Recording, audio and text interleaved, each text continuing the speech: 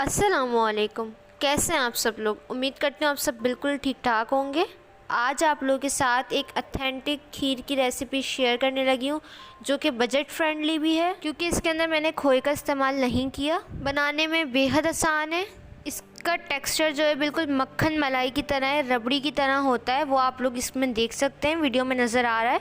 और ख़ासियत इसकी ये है कि इसको आपने घंटों नहीं पकाना। जिस तरह से एक ऑथेंटिक खीर होती है आपने इसको वैसे नहीं पकाना, लेकिन टेस्ट में ये उससे भी ज़्यादा मज़े की। तो आइए इसको बनाना स्टार्ट करते हैं, एंड तक देखिएगा वीडियो को। तो सबसे पहले मैंने यहाँ पे 4 टेबल स्पून चावल ले लिए हैं। ये टोटा चावल लिए हैं मैंने, टोटा बासमती। आप जो है वो लंबे वाले भी ले सकते हैं, कोई से भी ले सकते हैं, इसमें आपको कोई क्वालिटी नहीं चाहिए। इसको वॉश करके इसका पानी जो है मैंने रिमूव कर दिया और दूसरे पानी में मैंने इसको सोक होने के लिए रख दिया, तकरीबन आधे घंटे के लिए।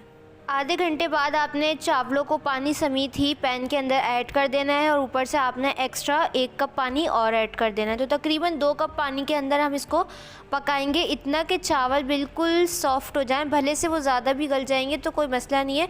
तो इस सब प्रोसीजर को आपने 10 मिनट तक करना है। 10 मिनट में ही ये बहुत अच्छी तरह से पक जाएंगे, क्योंकि पानी की क्वान्टिटी ज़्यादा है। तो रब्बिल अव्वल आ रही है, तो आपने इस रेसिपी को लास्ट भी ट्राई करना है। देखें चावल अभी सख्त है, लेकिन जैसे जैसे पकाएंगे तो वो इस तरह के कुछ टेक्सचर में आ जाएंगे। तो आपने इनको चूल्हे पे से उतार लेना है। पानी जो है मेरा पकाते पकाते खुश्क हो चुका है, लेकिन हो सकता है कि आपके इसमें पानी खुश्क ना हो। तो आपने यहाँ पे 5 अदद पापे लेने, रस्क जिसे कहते हैं, कि हर घर में अवेलेबल होते हैं। इनको मैंने छोटे छोटे पीसेस में कर लेना है।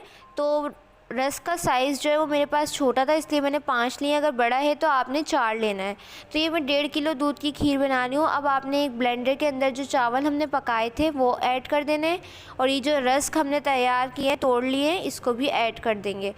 तो 5 रस्क लिए मैंने, और चावल की क्वांटिटी 4 टेबल स्पून है, जिसको पका लिया है। 2 कप आपने इसके अंदर यानी कि आधा किलो दूध शामिल कर देना है। हमने टोटल 1.5 किलो दूध लिया है, उसमें से हमने आधा किलो यानी कि 2 ग्लास दूध इस मिक्सचर के अंदर ऐड करके ब्लेंड कर लिया। और ये आप लोग देख सकते हैं बिल्कुल स्मूथ सा हो गया है।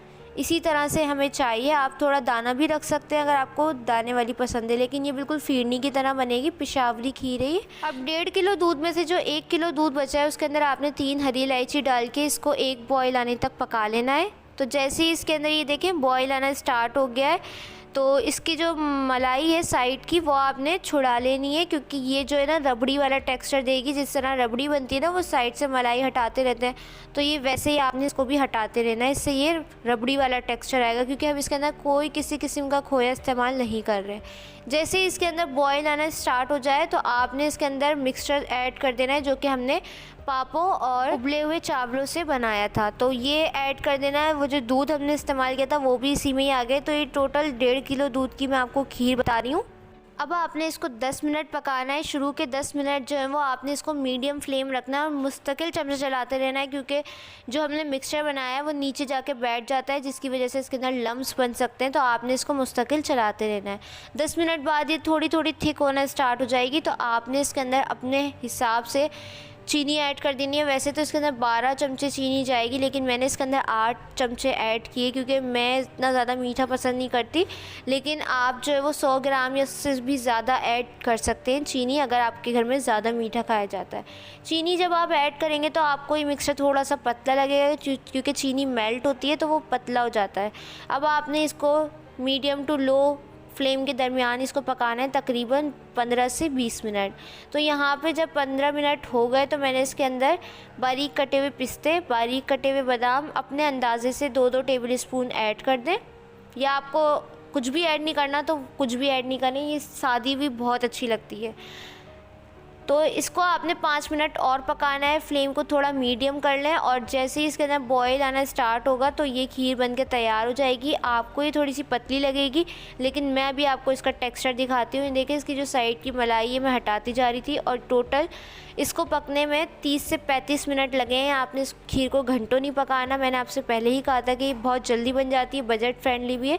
तो खीर का मिक्सचर जो है वो तैयार हो चुका है। इसको मैंने फ्लेम पे से उतार लिया। ये थोड़ा पतला लगेगा, लेकिन जब आप इसको ठंडा करेंगी ये बिल्कुल फिरनी की तरह टेक्सचर आ जाएगा। तो यहाँ पे मैंने छोटी छोटी प्यालियाँ ली हैं जो कि बहुत क्यूट लग रही हैं। आप इसको मेहमानों में सर्व कर सकते हैं। सबकी एक एक प्याली बना लें, एक तो सर्विंग आइडिया भी हो जाएगा और ये बहुत क्यूट भी लगेगी। तो यहाँ पर मैंने थोड़ा सा चांदी का वर्क, बारीक कटे हुए बादाम, पिस्ते और ड्राइड रोज़ पेटल के साथ इसको सर्व कर दिया है।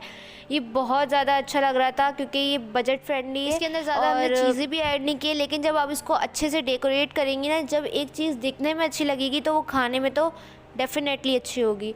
अब यहाँ पे हमने बाकी की बची हुई खीर जो वो एक इस तरह से मिट्टी के प्याले में मैंने बड़े से उसमें ऐड कर दिए। जिसको खानी हो वो इसमें से भी ले सकता है। वैसे ही इसके ऊपर भी चांदी का वर्क और ड्राइड रोज़ पेटल लगा दिए।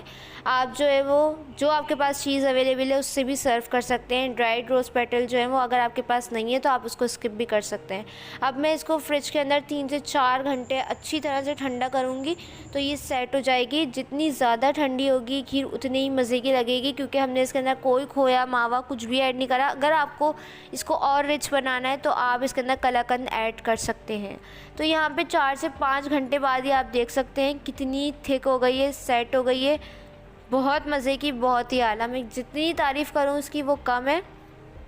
तो इसका टेक्सचर आप देख सकते हैं बिल्कुल रबड़ी की तरह है। रबड़ी का इसके अंदर नामो निशान तक नहीं हमने ऐड किया, लेकिन ये टेक्सचर आप देख सकते हैं। ये पेशावरी खीर कहलाती है और जितनी ज़्यादा ये ठंडी होगी उतनी मज़े की लगेगी। तो ये देखें बिल्कुल शादियों वाली खीर बनके तैयार हुई है। अब मैं आपको इसको खा के दिखाती हूँ। इसका टेक्सचर आप देख सकते हैं। मैंने इसको कितना पतला उतारा था और ये कितनी थिक हो गई है, बिल्कुल फिरनी की तरह है। रबीउल अव्वल पे आप इसको ज़रूर ट्राई कीजिएगा। और यहाँ पे जो हमने छोटी छोटी प्यालियों में सर्व की थी वो आप देख सकते हैं किस तरह से सेट हो गई है। मैं इसको पलट भी नहीं हूँ तो ये हिल नहीं रही है। तो ये एक अच्छी खीर की पहचान है। आप इसको ज़्यादा थिक नहीं करना चाहते तो आप थोड़े और पतले पे उतार सकते हैं। ये देख सकते हैं टेक्सचर बिल्कुल मक्खन मलाई की तरह है। ज़रूर ट्राई कीजिएगा। ये थी मेरी आज की रेसिपी। कैसी लगी कमेंट सेक्शन में ज़रूर बताइएगा। चैनल पे नए हैं तो प्लीज़ चैनल को सब्सक्राइब करें, वीडियो को लाइक करें, अपने फ्रेंड्स और फैमिली के साथ इस रेसिपी को लाजमी शेयर कीजिएगा।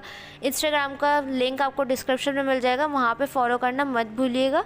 इंशाल्लाह मिलूँगी नेक्स्ट रेसिपी के साथ। जब तक के लिए अल्लाह हाफ़िज़।